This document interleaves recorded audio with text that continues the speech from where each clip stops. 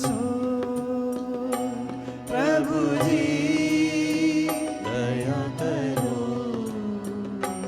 मन में आन बसो प्रभु जी दया करो मन में आन बसो प्रभु जी दया करो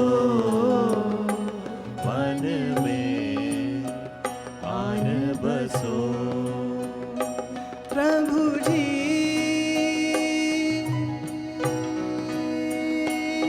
प्रभु जी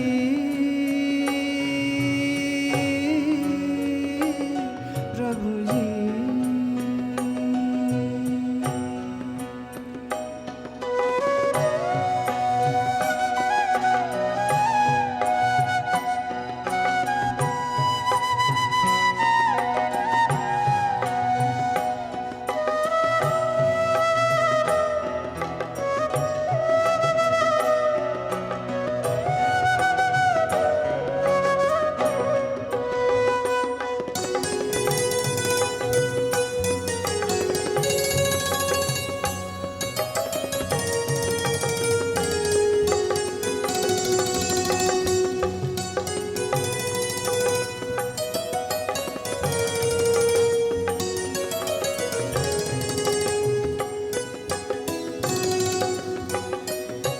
प्रभु जी प्रभु जी प्रभु जी प्रभु जी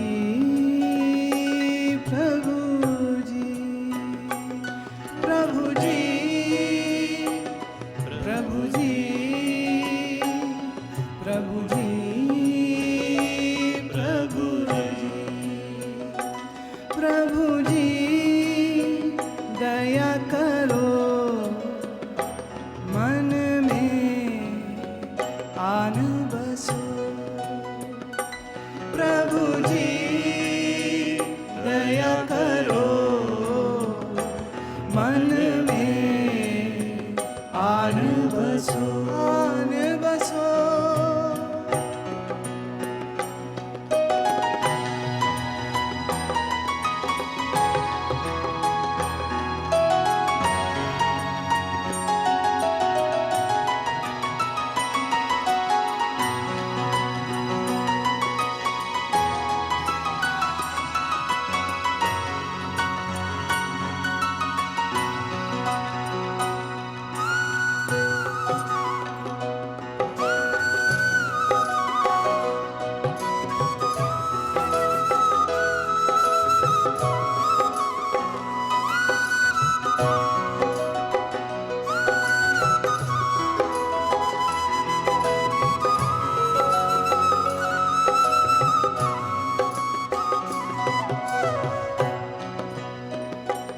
प्रभु जी प्रभु जी प्रभु जी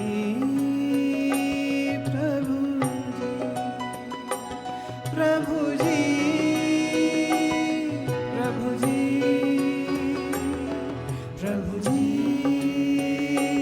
प्रभु जी प्रभु जी दया करो मन में आन बसो प्रभु जी दया करो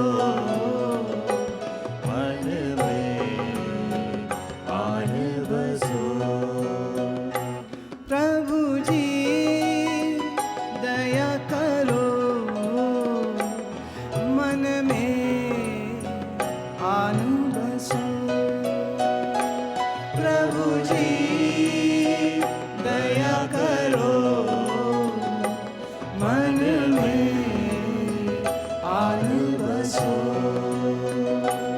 प्रभु जी दया करो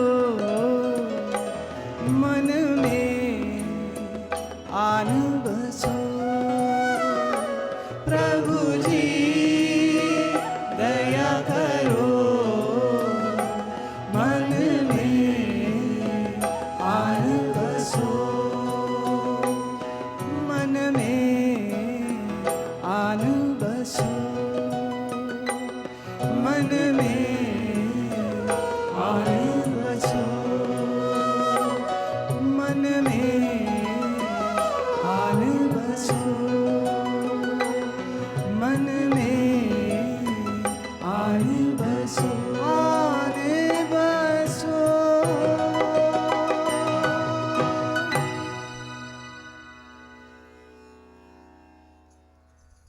आज फिर से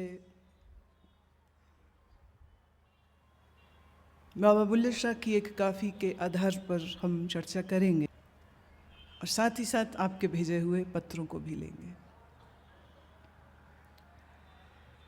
बुल्ले शाह एक ऐसा फ़कीर है जो पंजाब की धरती पर पैदा हुआ और गांव, गलियों, मकानों में ताले नहीं होते थे।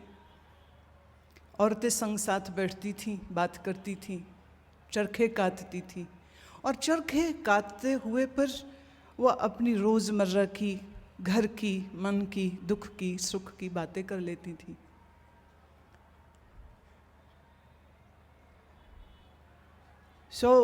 पंजाब के सूफ़ी आम जिंदगी से कटे हुए लोग नहीं थे। वो योगी भी नहीं थे, लेकिन वेदांत के साधक थे, प्रेम के साधक थे, प्रेमा भक्ति के साधक थे।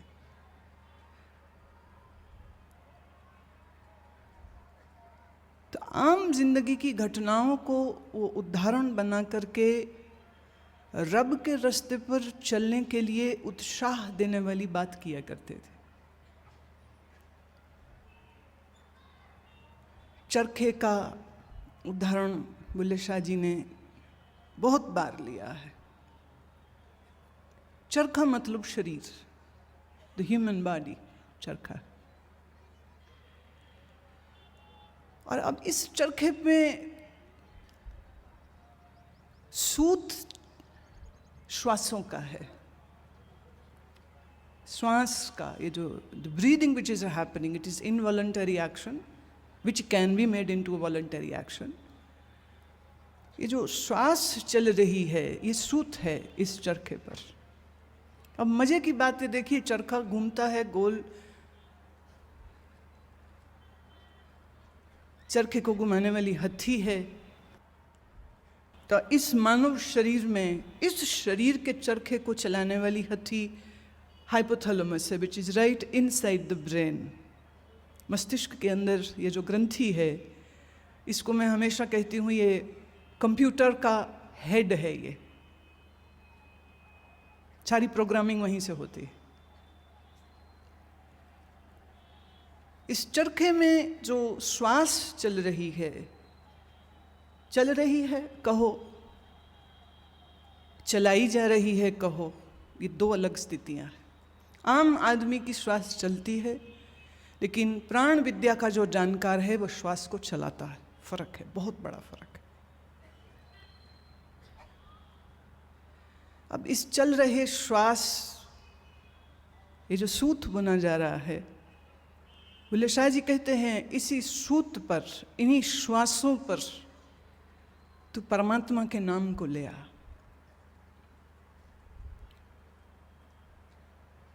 और काट इस चरखे को।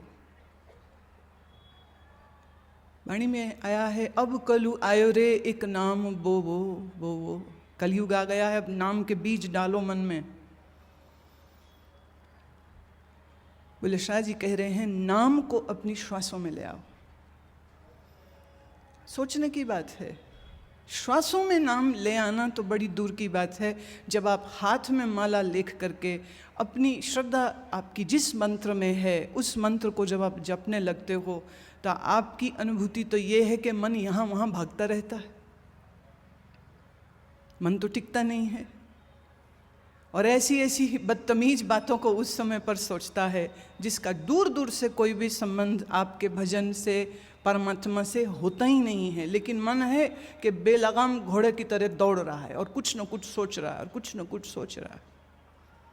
सच तो यह है कि जितनी अच्छी सोच विचार आप हाथ में माला लेके करते हो, उतनी अच्छी सोच विचार बिना माला के तो करते ही नहीं। माला हाथ में पकड़ते ही दो हालत होती है, एक कि आपका मन विचारों में खो जाता है, दो आप सो जाते हो, नींद आ जाती, क्योंकि इससे ज़्यादा बोरियत वाला और कोई काम हो ही नहीं सकता। मैं उदाहरण देती हूँ इसको। सिगमंड फ्रायड और जंग ने मन के ऊपर बहुत शोध किया और समझने की चेष्टा पश्चिम में पहली बार फ्रायड और जंग के साथ हुई है। उन्होंने इस बात को समझने की कोशिश करी कि जब माँ बच्चे को लोरी सुनाती है, बच्चा सो जाता है, तो ये माँ की ममता का चमत्कार है या क्या है। और उन्होंने जब निष्कर्ष निकाला, जो उनका रिजल्ट निकला वो ये था, उन्होंने कहा इसका ममता से कोई लेना देना नहीं है। अब माँ ने बच्चे को उठाया है कंधे पर, हाथ से थपकी मारती रहती है और मुंह से वो कुछ गा रही है, कुछ बोल रही है। वो थपकी की रिदम बार बार थपकी चल रही है, सो जा राजा बेटा, सो जा राजा बेटा, सो जा राजा बेटा, ऐसा कुछ भी मिलता जुलता वो गाती है। ये बच्चे के लिए इतना बोर करने की वस्तु होती है कि वो जल्दी ही सो जाता है। कब तक सुने सो जा राजा बेटा, सो जा राजा बेटा, सो जा राजा बेटा। तो माँओं को बहुत ज़्यादा खुश नहीं होना चाहिए, क्योंकि यही काम जब दाई करती है बच्चा तब भी सो जाता है। यही काम बच्चे का चाचा, मामा, ताया, दादा, दादी कोई कर दे, नौकर कर दे, बच्चा तो भी सो जाएगा। ये मनोवैज्ञानिक विश्लेषण है और उसमें काफ़ी सच्चाई है। मैंने कल भी बात की थी कि अक्सर धर्म और संप्रदाय को मानने वाले लोगों के लिए धर्म सिर्फ इतना ही है कि हफ्ते में कभी 1 दिन या 2 दिन, महीने में 2 दिन या 4 दिन वो नियम से अपने मंदिर या अपने गुरुद्वारे में वो चले जाते हैं, मत्था टेक आते हैं, कुछ दान पात्र में पैसा डाल आते हैं, कुछ दर्शन भेंटा डाल आते हैं, कुछ लंगर खा आते हैं, और उनके मन को बड़ी तसल्ली है कि वो एक धार्मिक कार्यक्रम करके आए। बड़ी खुशी होती, बड़ी तसल्ली होती दिल को। पर ये तो कड़वा सच सुनो, ये है कि कोई बीमार आदमी अस्पताल जाए और अस्पताल की दीवार को देख करके घर वापस आ जाए और बड़ी दिल को तसल्ली ले करके कि मैं अस्पताल की दीवार को देख आया हूं, अब तो मेरी जरूर बीमारी दूर हो जाएगी। इतनी भीड़ हमको नज़र आती है मंदिरों में, गुरुद्वारों में, दरगाहों में, मस्जिदों में, गिरजों में, कि एक कमाल की ही बात है और सोचने की बात है। जिस भी राज्य, जिस भी देश के मंदिरों, गुरुद्वारों में इतनी भीड़ जमती हो और इतनी ताबड़तोड़ भीड़ जमती हो, उस राज्य, उस देश में हिंसा नहीं होनी चाहिए थी, चोरी डकैती नहीं होनी चाहिए थी, बलात्कार नहीं होने चाहिए थे, दंगे नहीं होने चाहिए थे, पर ये सब होते। अमेरिका हो, इंग्लैंड हो। इंग्लैंड में पिछले साल की ही बात है, किसी एक छोटी सी बात पर ऐसी आग भड़की थी कि सड़कों में जितनी मार्केट्स थी वो आग लगा दी गई थी। और वो आतंक मचा था कि इंग्लैंड वासियों के लिए बहुत बड़ा झटका था कि उनके देश में भी ऐसा हो सकता है क्या। आदमी की हैवानियत सिर्फ बहाना ढूंढती है बाहर निकलने का, बड़ी जल्दी बाहर निकल आती। तो धर्म का नकाब पहनने वालों के नकाब बड़ी जल्दी उतर जाते हैं, रिश्वत खाने में उतर जाते हैं, गाली गलौच करने में उतर जाते हैं, बदतमीज़ी से बोलने में उतर जाते हैं। तू कौन, तू कौन, तू जानता नहीं मैं कौन। छोटी छोटी बात पर अपना गुस्सा एक उल्टी की तरह निकालते रहते हैं। सड़कों पे देख लीजिए, ट्रैफिक में देख लीजिए, हाईवेज पे देख लीजिए, दुकानों में देख लीजिए, सब जगह में क्रोध के हैवान हैं जो घूम रहे हैं। और जिसको आप शरीफ आदमी कहते हो, बुरा ना मानिए, वो सिर्फ कमज़ोर है, वो डरता है कि थप्पड़ पड़ जाएंगे आगे से, इसलिए वो गुस्से को पी जाता है। ऐसा नहीं कि गुस्सा उसको नहीं आता, पर वो मार खाने से डरता है और घर आकर के गाली निकालता है, राज्य को, सरकार को, पुलिस को, सबको, पर सामने नहीं बोल पाता, हिम्मत नहीं रखता है, डरता है। तो यहाँ आदमी डरते हैं, यहाँ आदमी शेखी बघारते हैं, लेकिन बड़ी मुश्किल से सच्चा धार्मिक आदमी मिलता है। अस्पताल की दीवार देखने से रोग दूर नहीं होता, डॉक्टर की शक्ल देख लेने से भी रोग दूर नहीं होता।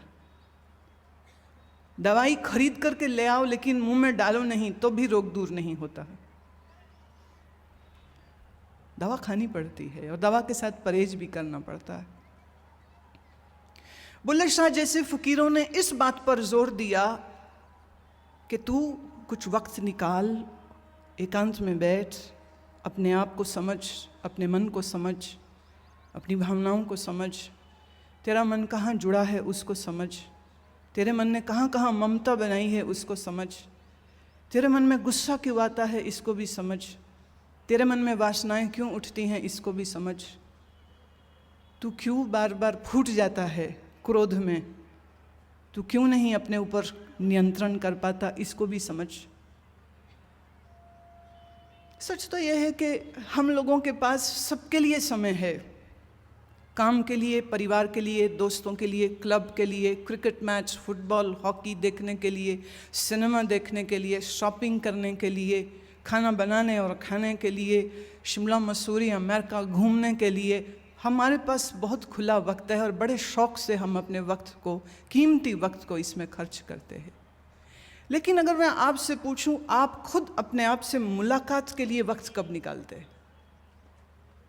जब आप अपने आप के साथ बैठें, जब आप सोचें, जब आप समझें, जब आप विचार करें, क्या सच है, क्या झूठ है, क्या सत्य है, क्या असत्य है, क्या मरणहारा है, क्या अजन्मा है,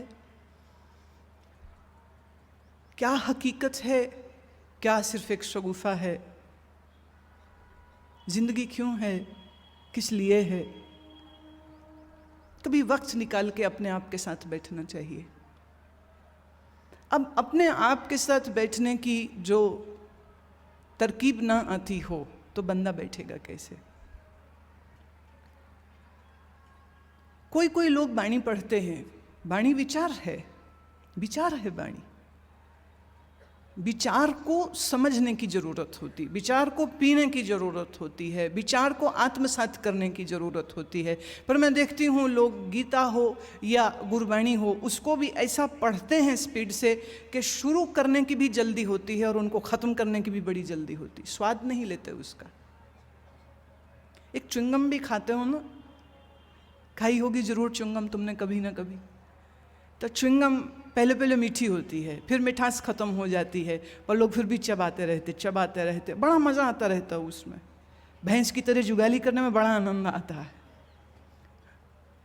चबाएगा, गुब्बारा बनाएगा, फुलाएगा, चबाएगा, गुब्बारा बनाता है, फुलाता है, बड़ा आनंद आता है उसमें। निकल कुछ भी नहीं रहा उसमें, न पौष्टिकता, न स्वाद, न रस। लेकिन फिर भी किसी भी आप जनरल स्टोर वाले से पूछ लेना, सबसे ज़्यादा क्या चीज़ बिकती है, टॉफ़ी, चॉकलेट या चिकलेट? वो बोलेगा चिकलेट ज़्यादा बिकती, गम ज़्यादा बिकता है। दिल में इतने गम हैं कि मुंह में भी गम रखना पड़ता है।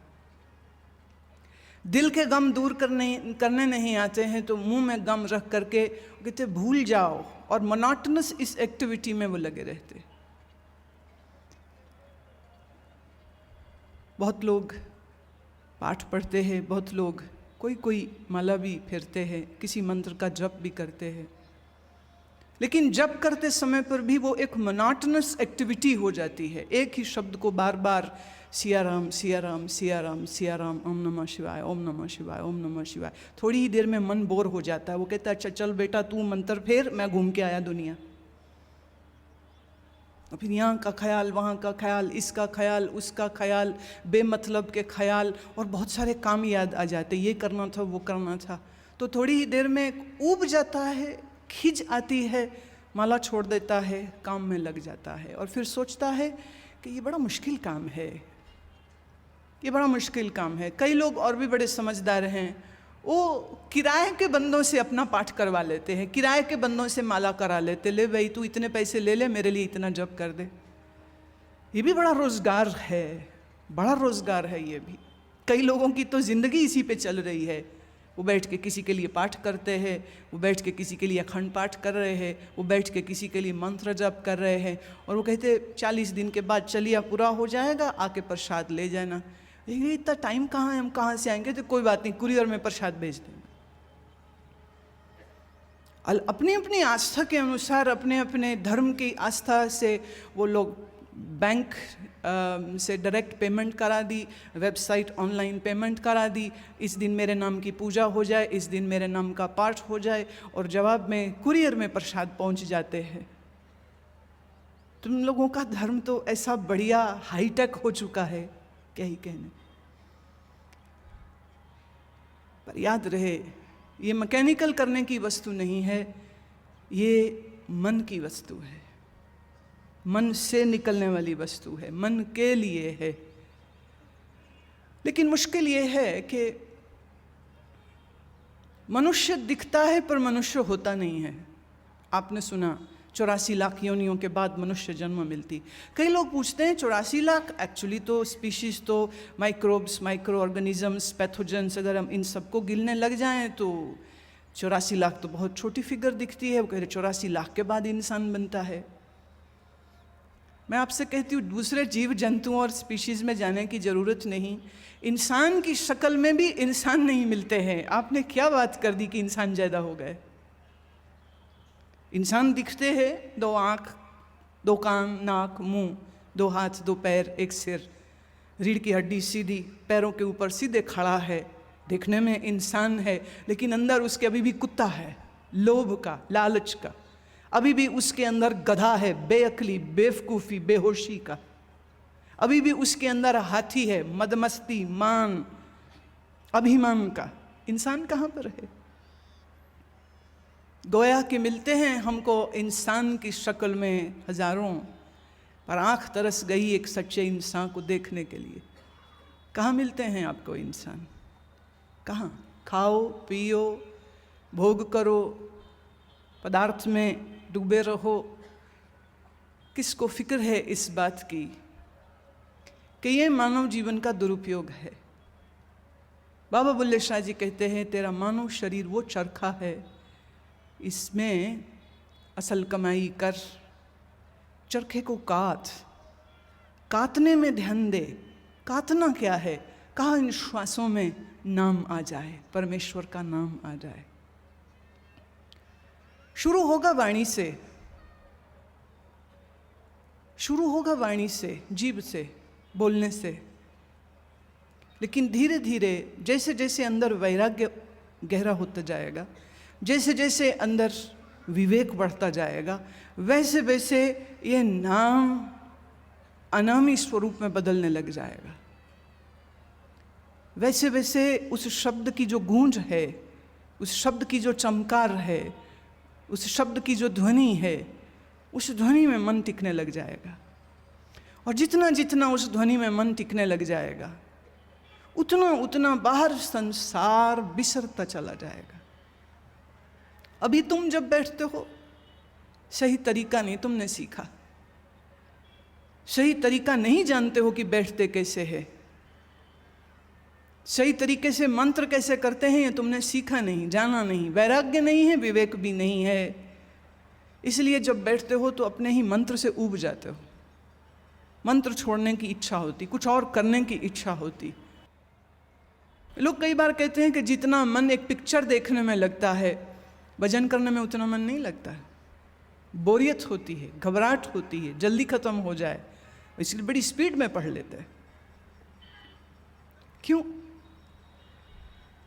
क्योंकि अगर मैं गुरुओं की वाणी पर भरोसा करूं, अगर मैं संतों की वाणी के ऊपर अपनी आस्था रखूं, तो संतों ने कहा नाम महारस मीठा रे, नाम महारस मीठा। ये महारस है, रस भी नहीं, महारस है। इस महारस को मैं पीऊं और फिर किसको होश है मैं कहाँ हूँ, और फिर किसको होश है कि वो दुनियावी किसी बात को सोचे भी, या किसी स्मृति में, किसी ख्याल में, किसी एंटिसिपेशन, किसी एंजाइटी में वो जाए।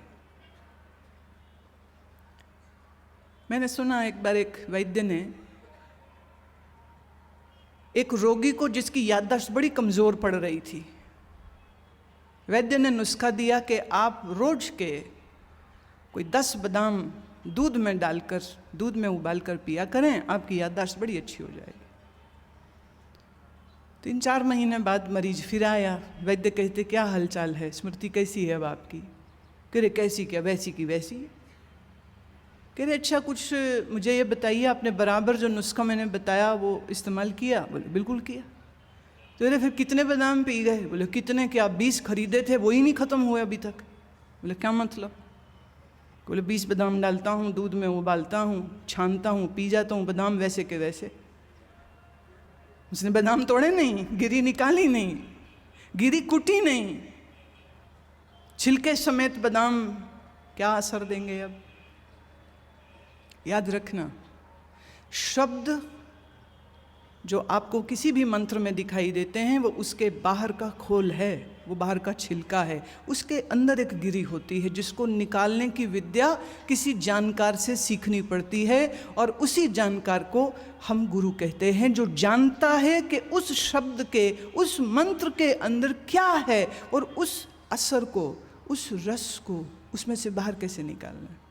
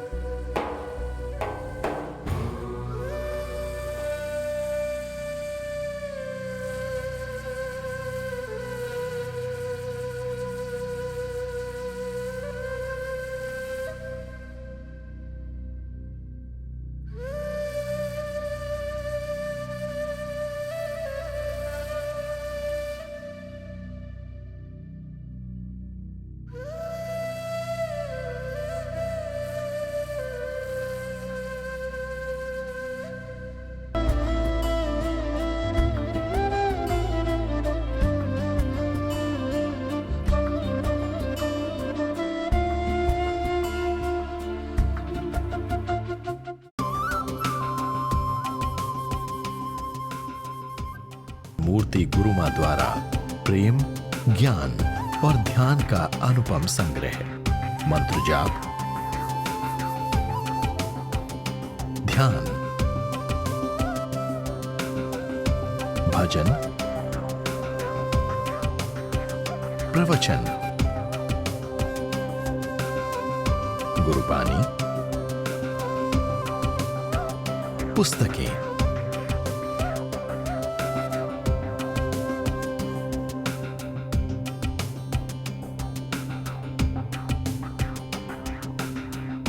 इस अद्वितीय भेंट से अपने जीवन को आनंदमयी बनाएं। अधिक जानकारी के लिए लॉग ऑन करें guruma.com पर या संपर्क करें ऋषि चैतन्य आश्रम।